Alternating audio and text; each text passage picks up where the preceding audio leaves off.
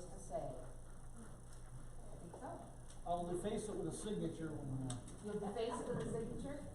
there's a story behind that. I'll have to share it with you sometime. Okay, you should probably over a cold beverage at the wine bar. No, I'm not adverse to that. I knew you weren't adverse to that, Jim. I remembered that. So Jim's getting his sound set up because we had, like I said, a little glitch with our sound system. And hopefully see how it works. Yeah, maybe.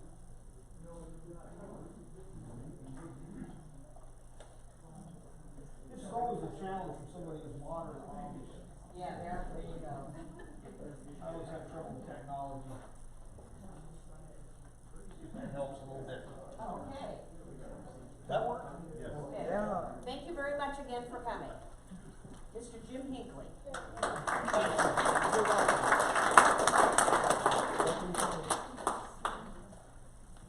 Don't applaud yet, I haven't figured this all out. Sounds good.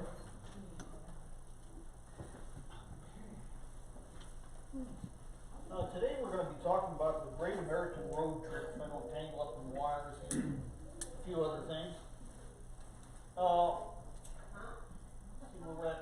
I think the Sounds of Kingman. Oh, okay, they're not. Okay. For most of the 20th century, the Great American Road Trip has been an integral part of the American experience. The adventures on the open road are woven into our very fabric for the last century. And it has been part of, well, evidence of this is countless cinematic epics. Everything from Lucille Ball and Desi Arnaz, Long Long Trailer, Easy Rider, Vacation, and countless other films. And of course, books are a big part of the road trip experience, encouraging road trips. A few people might be familiar with these. One of my favorite books, Travels with Charlie in Search of America, John Steinbeck. Anybody familiar with this one? Kind of an obscure little book now, but it's time to write another one. Charles Steinbeck, of course, wrote The Grapes of Wrath, and this book was about his search for a changing America, something that we could probably do with another copy. And On the Road inspired a whole generation of young Americans to get out and do a bit of exploration. And Tales of a Pathfinder, I'm proud to say that this one is being reprinted. Is anyone familiar with this one? By A.L. Westgard. He was a Norwegian explorer cut from the cloth of people like Christopher Columbus and Coronado. I'll talk more about Mr. Westgard in just a few minutes here. An integral part of selling the road trip experience has been scenic wonders in the Southwest. It's funny when people were trying to sell trips in 1905, 1907, 1910, and they were selling trips to places like Iowa. Somehow they would get saguaro cactus and Indians and cliff dwellings in there because it was such a marketing and sales tool to have something from the Southwest. And there's been a 500+ year love affair with the great Southwest, starting with some of the books written by Spanish explorers. And how many people are old enough to remember this? See the USA in your Chevrolet. Yeah, oh yeah. Dinah Shore. This advertising campaign was so successful, tying it into the passionate love affair with the road trip, that for most of the 1950s, Chevrolet was able to outsell Ford. This is one of the anomalies of history. It's kind of funny how, with the passing of time, things get a little distorted. Today, you can't go to a car show and swing a dead cat without even hitting a 57 Chevy. But you don't see 57 Fords. 57 is when Chevy's sales decline began. Fords actually outsold Chevys in 1957, but you never know that today. My pa always said it's better to fill your head with useless knowledge than no knowledge at all. There's a perfect example. The story of the Great American Road Trip actually begins with the bicycle. The Wright brothers manufactured bicycles, Albert Camp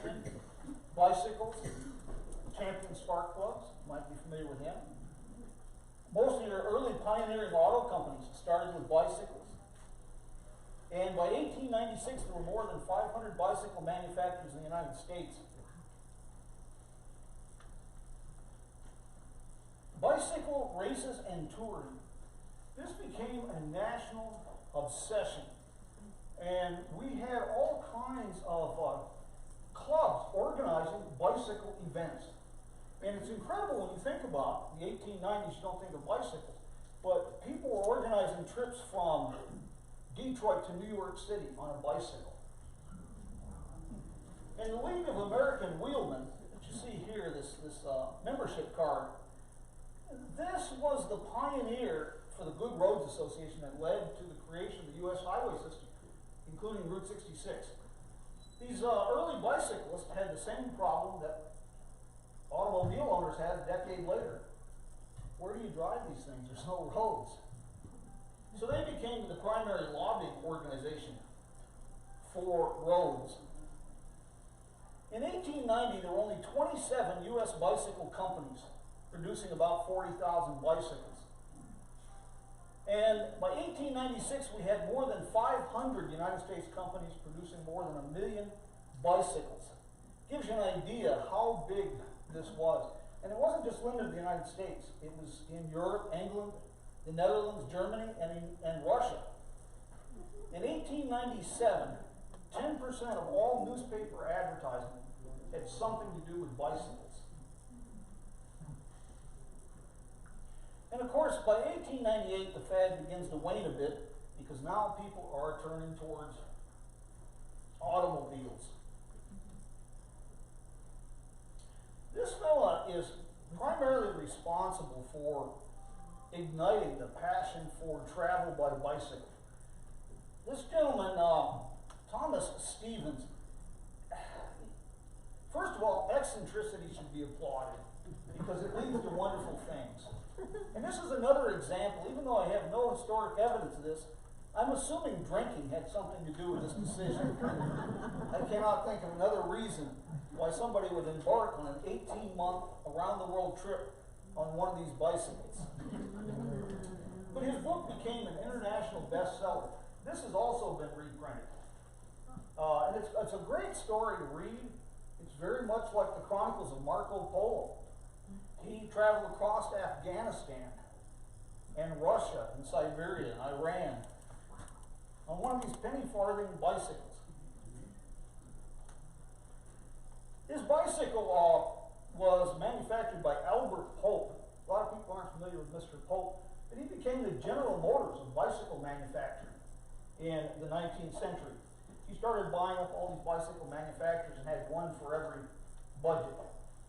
And he was also the gentleman who started buying up all the patents and creating the modern safety bicycle. He went on and applied the same thing to automobiles a few years later and tried to create a General Motors type company, but was a little bit unsuccessful.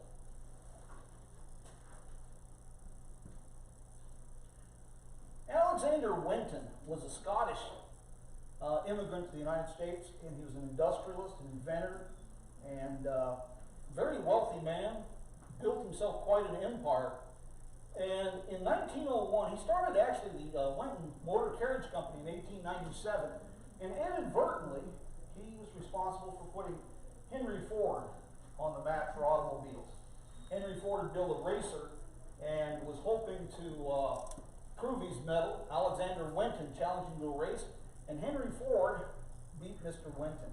Even though he had a pioneering company, one of the earliest automobile companies, 1897.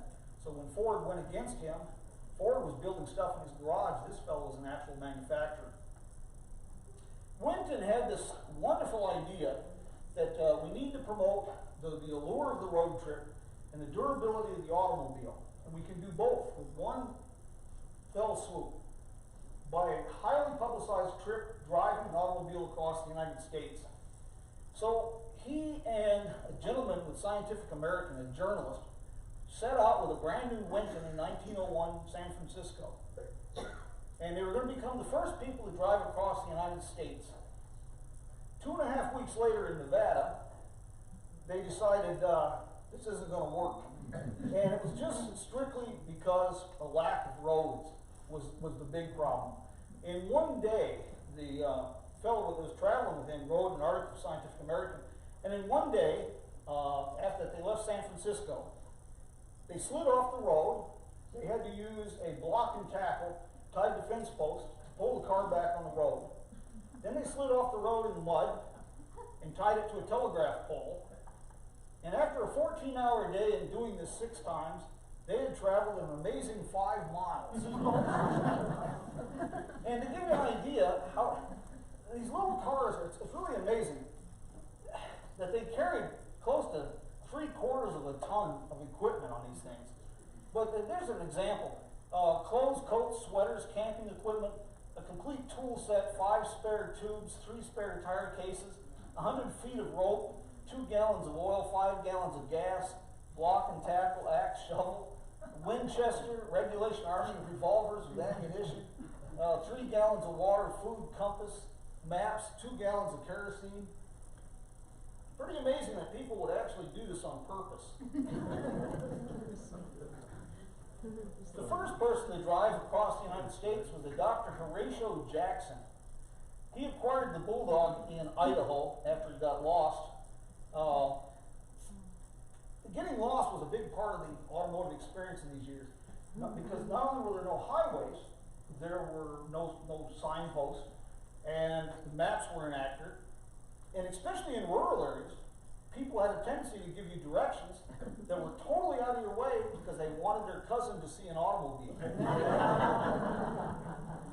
So as a result, here he is driving from San Francisco to New York, and he ends up in Idaho. But he was driving a Winton, and this is in 1903. And once again, I have no proof of this, but no good story starts with they were having a salad. So I'm assuming that drinking was involved in this as well. Because Dr. Jackson did this on a $50 bet. And it ended up costing him $8,000, but he did win. So I guess that made him the winner. He recruited Sewell Crocker, a former bicycle racer and gasoline engine mechanic, to help him. And he purchased a used 20 horsepower Winton for the journey. And it only took them 4,500 miles, 63 days, 12 hours, and 30 minutes. But they were the first. Interestingly enough, there was 2 other teams trying to set the same record that he was. One was sponsored by Franklin Automobile Company, a wonderful company out of Buffalo, New York, that produced highly advanced air-cooled automobiles. To show you how rapidly the road trip and automotive technology was progressing and changing, this is a great example. In 1901, Alexander Winton couldn't get beyond Nevada. In 1908, once again, drinking was involved, I'm sure. A couple of newspapers sponsored a great race, New York to Paris. The American entry was a Thomas. This was it was dubbed the Thomas Flyer, built by the Thomas Automobile Company. It was a massive car. They outfitted it with 2 gas tanks carrying over 200 gallons of gasoline. The exploits of this, and if it's not crazy enough to attempt to drive around the world in 1908, they decided to start the race in New York City in February. So the first thing they encountered in the upper Hudson River Valley was 18 and 24-inch snow drifts. There were 17 men, including drivers, mechanics, and journalists, 6 cars from 4 countries, 3 from France, 1 each from Germany, Italy, and the United States. And the American entry was the 60 horsepower touring car called the Thomas Flyer. And they started out, like say, in February, and they finished the race in July, covering 21,933 miles. The Thomas Flyer was actually, the American crew was actually the winner. And their exploits were nothing short of just mind-boggling. It's almost like talking about taking a trip to the moon. The German team was stranded in the Gobi Desert for 5 days, while Standard Oil delivered gasoline to them by camel. Thomas' team stripped the gear on the transmission, and the mechanic walked for 3 days in Siberia to find a blacksmith who could make a gear for his car. of the daring men that were out doing these things. Alice Ramsey, she drove a Maxwell coast to coast in 1909. And we had the Lincoln Highway, first dedicated coast to coast highway in 1913. But Alice Ramsey, it's quite a little story. She was a very intrepid woman. She did a lot of her own automotive repairs. She was fascinated with automobiles. And this ties into a fella with a very, very fascinating story. Mr. Cadwallader Kelsey. Needless to say, he went by the name of Cal. And he was a brilliant marketing genius. He started selling all kinds of cars at a very young age, 16, 17 years old. And he obtained a Maxwell franchise. He did Locomobile and then Maxwell. And all kinds of things. He was out of Boston. For example, he would have his drivers with big flags advertising Maxwell and his company do 5,000 miles and never leave the streets of Boston. Just 24 hours a day. Or driving up the courthouse steps. And Maxwell, the company, Maxwell Briscoe at the time, could not understand this. They went to talk to the gentleman. He was selling almost one half of Maxwell's total production out of his dealership. So they hired him as the national sales manager. And the first thing he did was hook up this promotional gimmick, giving Alice Ramsey a new Maxwell to drive coast to coast. And he knew it was supposed to be a solo trip. He knew it wasn't going to be because there was dozens and dozens of journalists following her every step of the way. And travel in these years, it's really an interesting blending of the past, the present. How about this? Covered wagons on the same road you're driving on your car. The Senator Highway out here by Prescott that runs from Prescott to Crown King. The Palace Station there operated as a blacksmith shop and auto repair dealership. Here in Kingman area, we had stagecoaches running out of this area until 1915. And this was Mr. A.L. Westgard I had mentioned earlier, his book, Tales of a Pathfinder. Mr. Westgard was just absolutely amazing. He started out when he came to this country, he was a railroad survey engineer. And he became fascinated with automobiles. And he was hired by people like AAA to map automobile roads, to see the to Yellowstone, the Grand Canyon, to see all these different roads.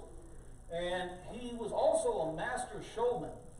He would stop in towns and do what I'm doing, make presentations with glass magic lantern slides, sell his books, write magazine articles.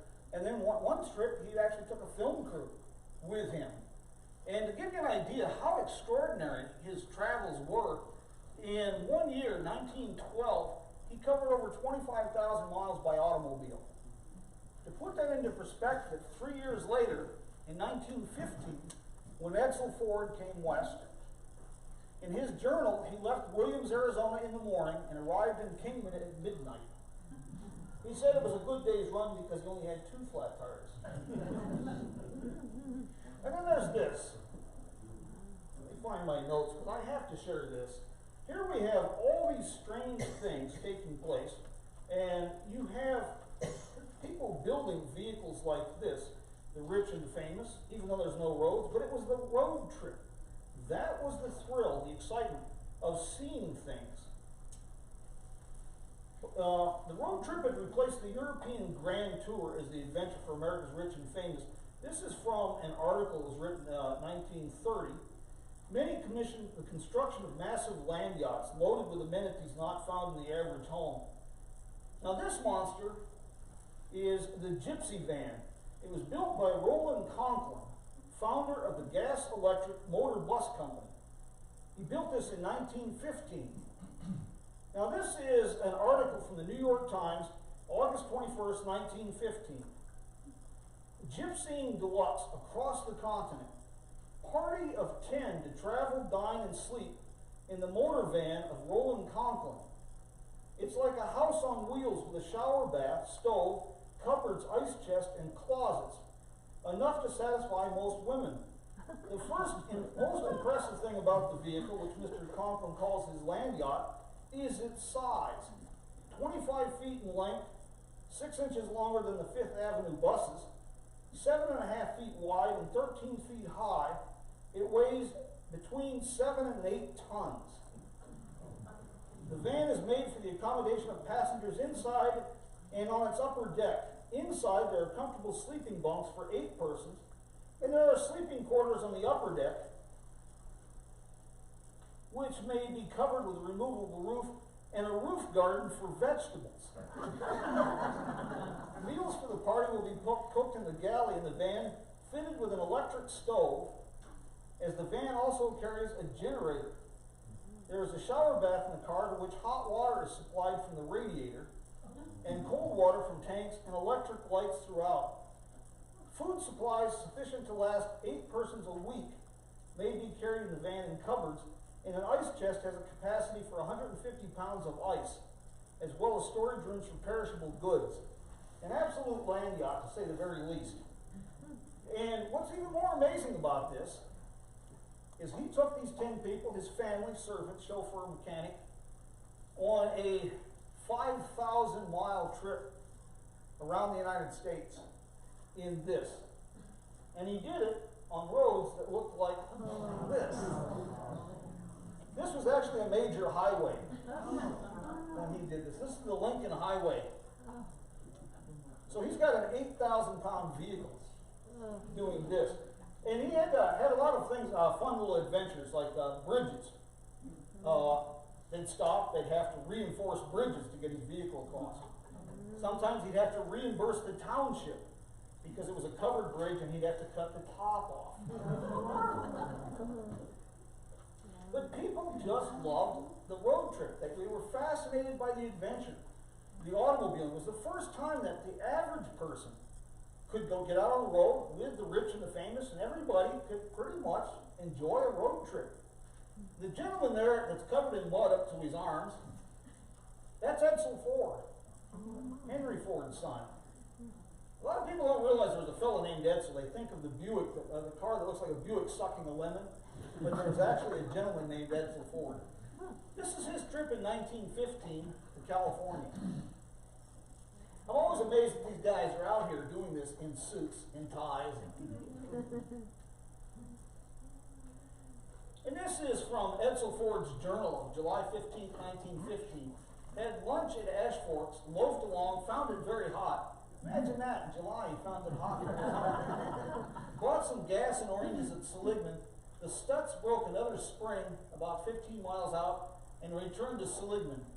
Cadillac and Ford went on to Kingman, arriving at midnight, Brunswick Hotel. Oh, cool. Since these were rich kids, of course, Edsel had a brand new Ford. 2 of his buddies had a brand new V8 Cadillac, and then his other buddies picked up a brand new Stutz in Indianapolis. The Stutz definitely wasn't made for this kind of adventures. This is an example of what to take on the tour. And you can see here we have things like spark plugs and gaskets, valve and spring assembly for your car, spotlights, footrest for gas, headlight dimmer lenses, clamps, hydrometer for batteries, touring trunk, 2 demountable tires, rims with extra tires and tubes, rim bolts, nuts, pipe wrench, machinist hammer, punches, cold chisel, cotter pin extractors, grease guns, trouble lamp, hand pump, pull-out devices, cheesecloth to strain gasoline, and it goes on and on and on. First aid kit, radiator hoses, clamps, it just goes on. And this is page 1 of 5 pages. And this is what was recommended for anyone traveling on a trip of more than 100 miles. And that was in 1918. But incredibly, like I say, the allure of the open road, it just fascinated people. And it was just amazing, the things that these people were doing. Now the roads I showed you, how muddy and everything was bad. Picture this lady, Effie Hotchkiss. She was obsessed with motorcycles and speed. And she got several speeding tickets, 1910, 11, 12, in New York City, at one point 75 miles an hour on Broadway. She badgered Harley Davidson until they trained her to be a mechanic and hired her as a Harley Davidson mechanic. In 1915, one of the big attractions, that's where Henry Ford's son was going, Edsel, was the Panama Pacific Exposition in San Francisco in 1915. As an interesting little bit of side note, more than 20,000 people attended that event from outside California, and they arrived by automobile. Effie and her mother, she got herself a new 1915 motorcycle, and according to the newspaper article, the exact words were, she had a custom-made sidecar for her, quote, rotund mother. And they became the first women to drive across the United States on a motorcycle. Took them 2 months. She made all her own repairs, carried a pistol. Quite an enterprising young lady. And this lady's even more amazing. Bessie Stringfield. She was the first African-American woman to ride a motorcycle across the United States. So she was accomplishing 10 years later, but the roads were still poor. She was accomplishing what Effie did, but in a segregated world. Plus being female. But that didn't stop her. She, during the 1930s and 40s, she made 7 trips through all 48 states. She toured Europe, Brazil, and Haiti. She was the first person to ride a motorcycle across South America from the Pacific to the Atlantic coast. And during World War II, she worked with the Army as a motorcycle dispatch rider. Road trips. Camping was a big part of everything. People were still locked in the old way of camping, of doing things. And they had no problem. That was part of the adventure. People looked forward to that. Communities, like Kingman, they started offering free campgrounds with a shower or some other amenities. And the reason was tourism is money. If we get people to stay here instead of camping along the road. To give you an idea, people, this is a custom van that was built for Henry Ford. And the 3 gentlemen there are Henry Ford, Thomas Edison, and Harvey Firestone. When they had spare time, they loved to take road trips and go camping in northern Michigan, northern Minnesota, northern Wisconsin. And all of this tourism sparked a cottage industry. People were camping. So everybody and their brother started selling camp equipment. Some was professionally done, some was built in backyards, some was nothing more than just a fancy tent that fastened onto your running board. But it became a huge secondary industry, a cottage industry, as travel exploded exponentially. Now, Mr. Buyer, you notice it says Buy and Press at the bottom. Anybody familiar with that name? How about the trailer?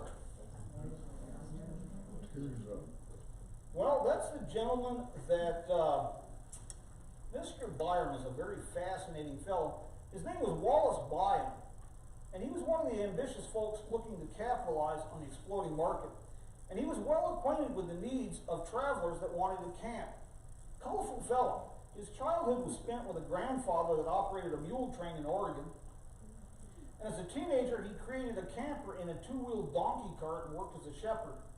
And then he joined the Merchant Marine, studied law at Stanford University, launched an advertising agency, and then established a do-it-yourself magazine.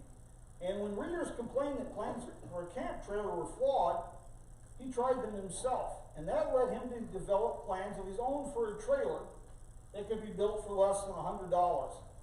And that was cornerstone for a company that he would launch and call it Airstream. Some people like to rough it in style. A 5th wheel. Really cool.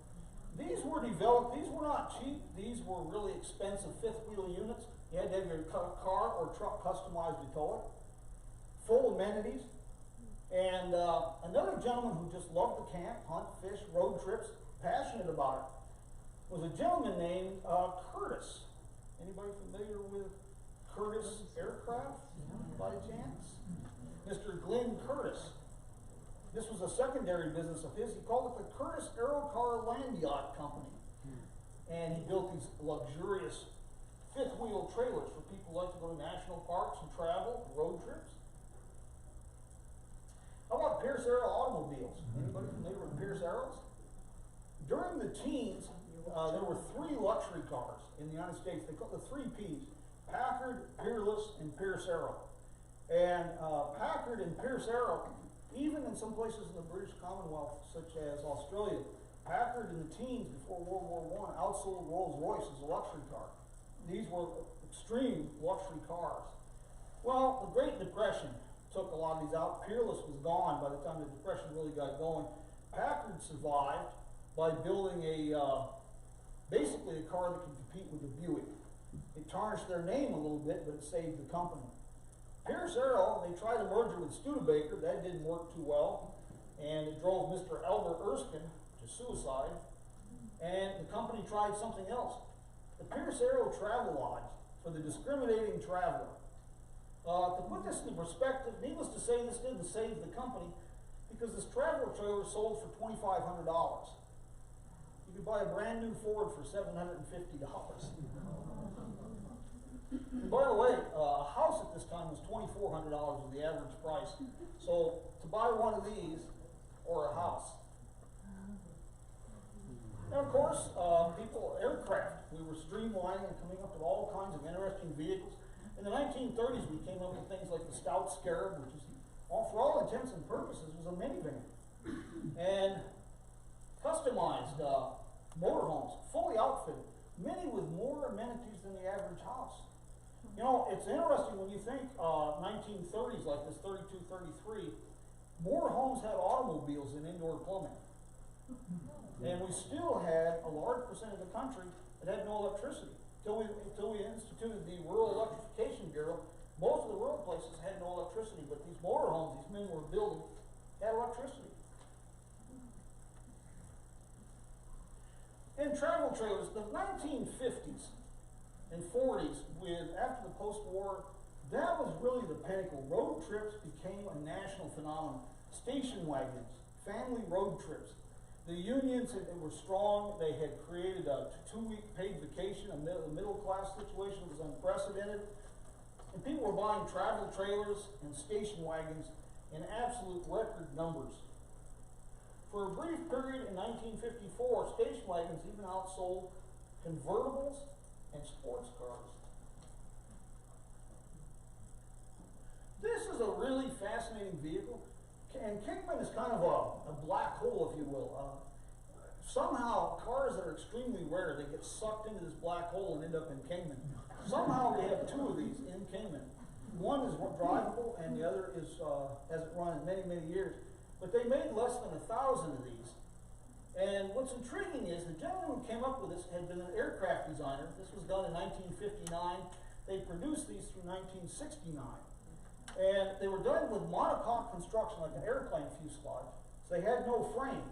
And the front suspension was aluminum, and your structure was not a monocoque, but your tanks, gas tank, water tank, and wastewater tank, were built so they were part of the strength of the body, part of the structural integrity.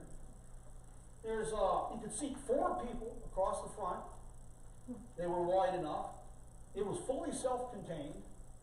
It weighed 150 pounds less than a Volkswagen camper. And guess what they decided to use for propulsion? Corvair engines. And it worked very well. They did very well because it was lighter than a Volkswagen. And then when Corvair started going on in 69, they started looking for other options. And didn't work too well. They tried using Cadillac and Oldsmobile, Tornado, and Eldorado front-wheel drive configurations turned around backwards in the back of the vehicle. And it proved to be way too expensive, not to mention it was too much power for the vehicle. And of course, the Motel came into being in 1925, the first motel in San Luis Obispo. The gentleman had a brilliant idea to create the first lodging option specifically for motorists, for travelers, and became the Motel. And the Motel evolved through the 1930s to 1940s, but some of the motels developed a bad reputation. In 1925, after driving from San Francisco to Los Angeles, architect Arthur Heinemann came up with an interesting idea of lodging design for the motorist. Not a railroad hotel or a campground or a boarding house. So he came up with a single-story row of cottages with garages and modern amenities that faced a park-like lawn. And he named it the Motel Inn. First motel. Another one of those opportunities to fill your head with useless knowledge. If you make money on Jeopardy with that, call me. But we started having, in the years that followed, the motel was a boom for enterprising families, mom and pops, and an oasis for travelers. But they also developed, especially some of the seedier motels, developed a reputation for illicit activities. An article published in 1940 issue of American Magazine contained an interview with FBI Director J. Edgar Hoover. A fine person to talk about illicit activity. He claimed that tourist camps and motels were, quote, a new home of crime in America. And the no-tell motel became a part of the American road trip experience and vocabulary. Well, with trailers and travel trailers exploding in popularity, what are we going to have? Another business about trailers and campgrounds. And some of it was true. And this sparked another cottage industry. People writing books like this or creating movies like this that truck drivers bought and teenage boys coveted. And all through the 1950s, like I say, this was really when the American road trip really hit a stride. And we had all kinds of, almost all your automotive companies, they wove the lure of the road trip, the adventure of the open road, into their marketing and advertising. And some of the companies, small companies, Nash, Kaiser, some of the others, to survive, they had always been innovative, coming up with new and interesting things. Who remembers the Nash, with the seats that fold down into a bed? I do.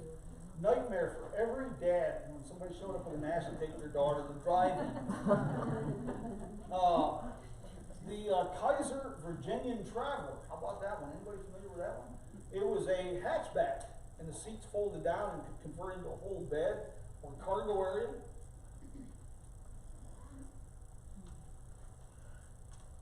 This was the beginning of the end for the road trip, basically.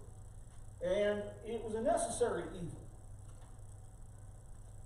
This was the first section of Interstate Highway. You can see that Route 66 there is being bypassed near Lebanon, Missouri. It was the first section of Route 66. And the Federal Aid Highway Act of 1956, it gave birth to the interstate highway system. But like I say, it was a necessary evil. When driving it through, picture that road in 1939 when the Arizona Highway Department clocked 1 million vehicles on that road.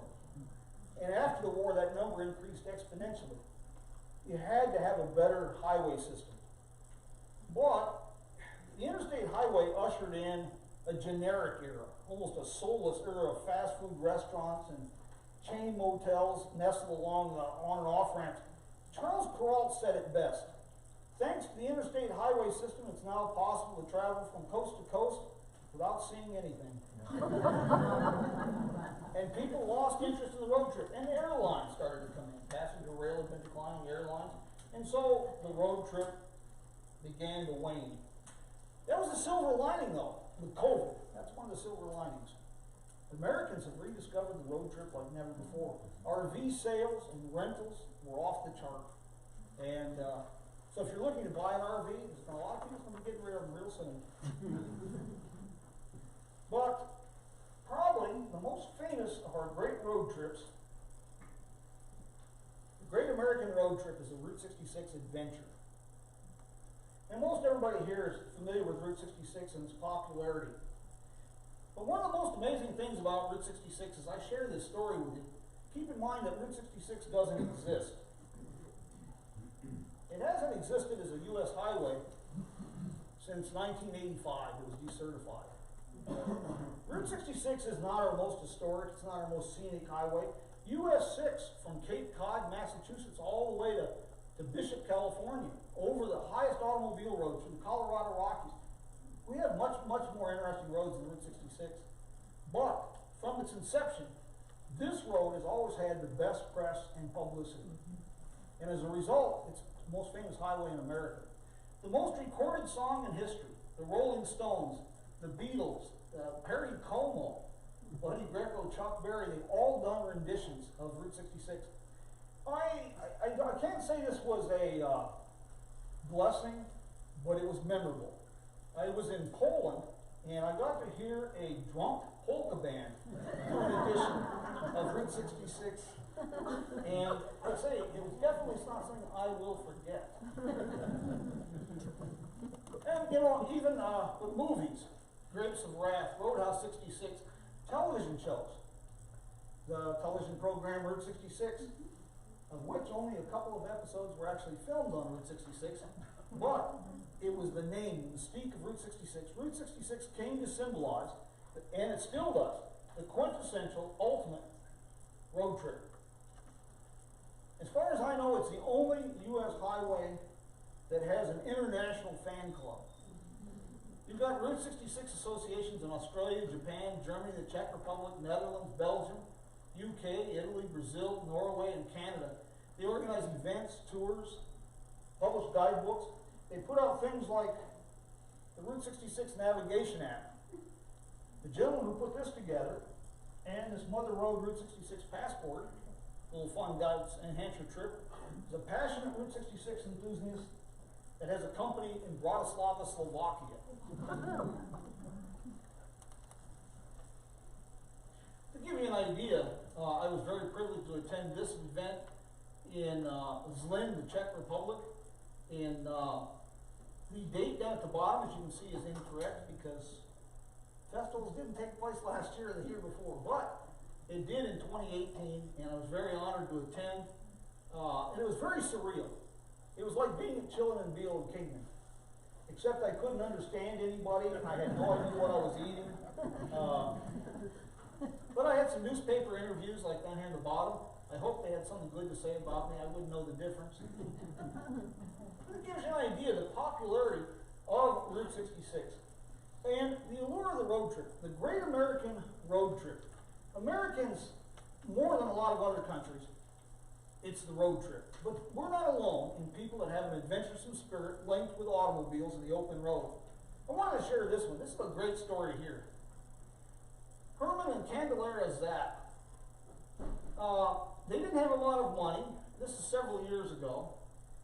And they lived in South America. They wanted to go to Alaska. They didn't have a good car. Their uncle gave them his 1928 Graham Page. He said this is a good, dependable car. Now, mind you, we're talking 2008, 9, 10. They're driving a 1928 Graham Page. And they did, all the way to Alaska. They spent the next few years visiting 40 countries. They've had 4 children, all born in different countries. They have traveled to Africa, around the circumference of Australia, Canada, traveled Route 66, all in a 1928 Graham Page. Pretty astounding what people will do for the allure, the adventure of the great American road trip. This was a little endeavor that I was happy to be involved with. In 2015, the Historic Vehicle Association decided to recreate Edsel Ford's 1915 trip. They did it in a 1915 Ford, and they followed as much of the original National Trails Road as they could. And I was fortunate to help them on the Arizona section. This was over by the Painted Desert. And I've got to tell you, the places they took that Model T, I would have to do some serious drinking to take my Jeep. And then I'd probably go to Mohave Mental Health.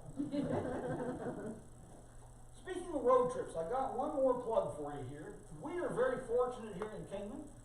The proclamation for National Road Trip Day is going to be made in Kingman, Arizona on May 27th.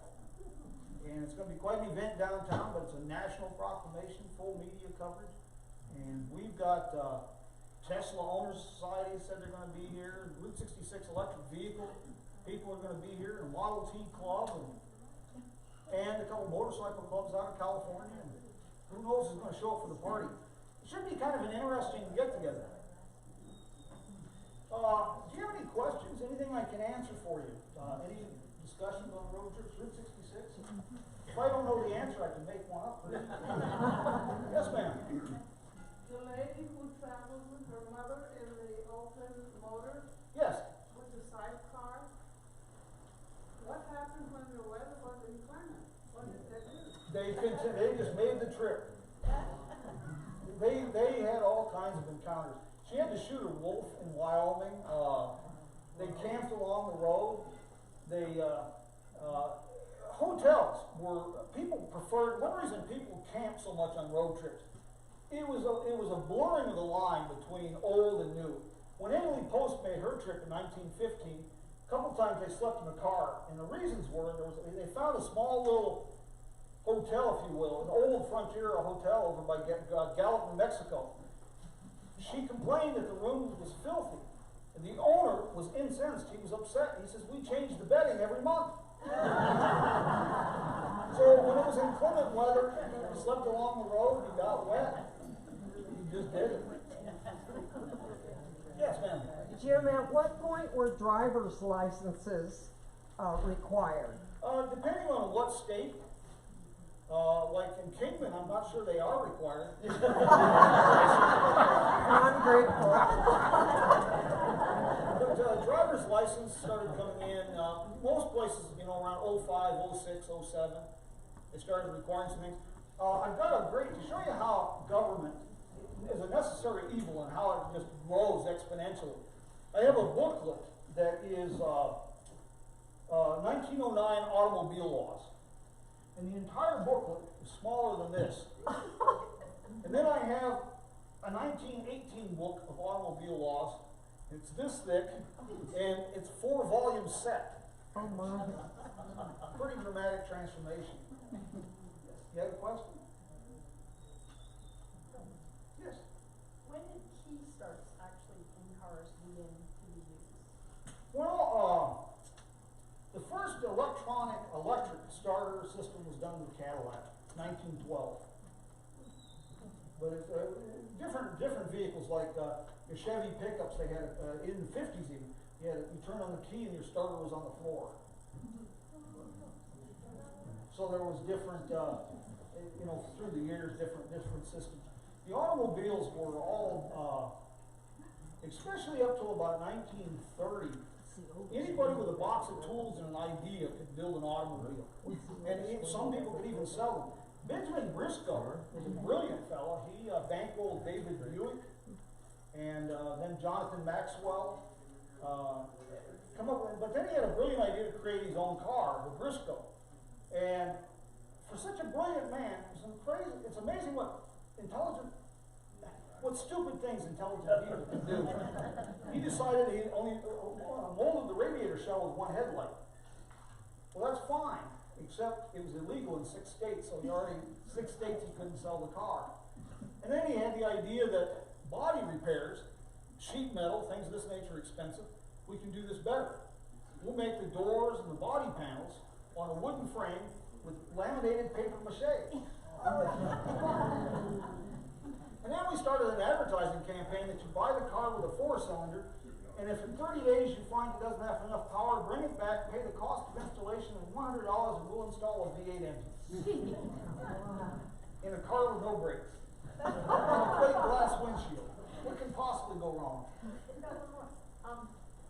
When did gas stations become prevalent along Route 66, and at one point, what was the highest number in the idea of gas stations? No, but gas stations were a relative rarity, really up until the teens, and some of the rural areas much later. Gasoline was originally, you went like to the drugstore and you bought gas. That's one of the most fascinating things about the rapid development of the auto industry. Can you picture this? You're a car salesman, and you go into a town like Kingman, and you show somebody this new Buick, and it's $2,200. Well, a house is $1,800. People are making $20, $30, $40 a month, and you show them this beautiful shiny car, and you tell them it'll probably break down in 1,000 miles. You can't buy gasoline, and by the way, there's no roads to drive it on. How do you sell that? And they did successfully. Would that be with financing? With financing. Then when you talk about the creative on cars, Henry Ford, the Model T Ford, was a brilliant design in 1909. And while cars were evolving rapidly, automotive technology, Ford refused. So he just found a way to make the car cheaper every year. In 1909, Ford had a water pump. By 1913, Henry Ford had figured out we don't need one. So he just kept taking parts off. And yet, his cars were beautiful in simplicity. By 1919, 1920, 6 out of 10 vehicles in the world were Ford products. By 1925, he was losing market share dramatically. So we just lowered the price. But there was a catch to that. When you bought a 1925 Ford, you were basically buying a 1912 Ford. It'd be kind of like trying to buy a Commodore computer or an Atari game system today. And if that wasn't bad enough, everything became an option. In 1909, a Ford was about $840. By 1925, you could get a new Ford touring car for $280. The problem was, when you went into the dealership, the salesman would look you in the face and he'd say, I see you've got kids. You know, I highly recommend doors for this car. It gets hot in the desert. Would you like a top? I recommend the spare tire. How about a rim to go with the spare tire? Everything became optional. Base model would be a base model. Base model, pure strip, you bet. Yes. Are you familiar with some of the adventures of Floyd Climber? Yes, Floyd Climber was incredible. His books were extraordinary. His cross-country adventures. He was, what, 12 years old when he started his automobile dealerships? There was a telephone available to him at the gas station or a repair shop, and he parked his motorcycles out next to that and sold them left and right. He was 12 years old. Yeah, he had automobile dealerships, some motorcycle racing, 12, 13, 14 years old. Cycle magazine. Mm-hmm. He had a Packard at one point, about a 37, 38 Packard, just that he converted to a steam engine for a while. Set all kinds of speed records with it. Who was that? Floyd Climber. Anything else? There aren't any other questions. I'm gonna ask Jim to do the most important job of the day, pull the raffle ticket for the winning winner. Give me a ticket there. Well, that's all I want. Shirley Morrissey? Mooney? Oh, maybe? Shirley? That's you.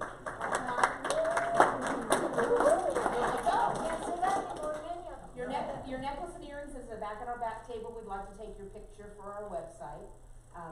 Somebody so you look wonderful. I want to thank Jim for coming. I want to thank the museum. Oh, yeah.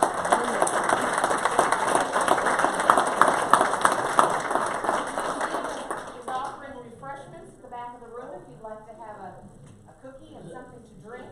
I just want to remind you all that our summer concert series is starting April the 24th. The schedule is on the back of your program, although it doesn't tell you that the concerts start at 4 p.m. So if you would pencil that in, I appreciate it. You can always go to our website to get current, accurate information about what we're doing. We're always working on trying to see what else we can do to present to the community. Thank you again for coming. Thanks again to the museum for hosting this great event. They sure do provide a great service. I have a great team that's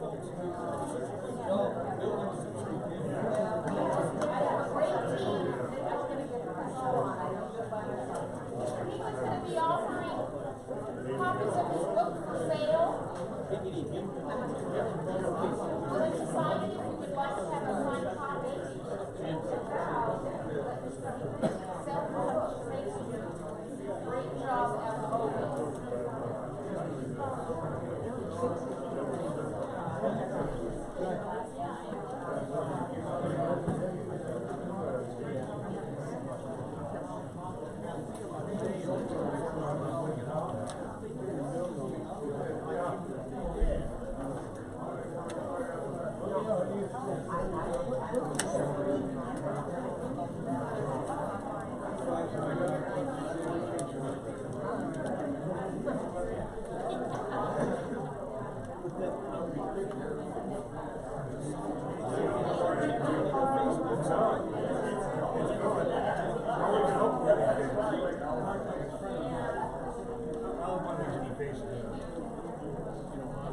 You have the most eye-catching skirts. I just love it.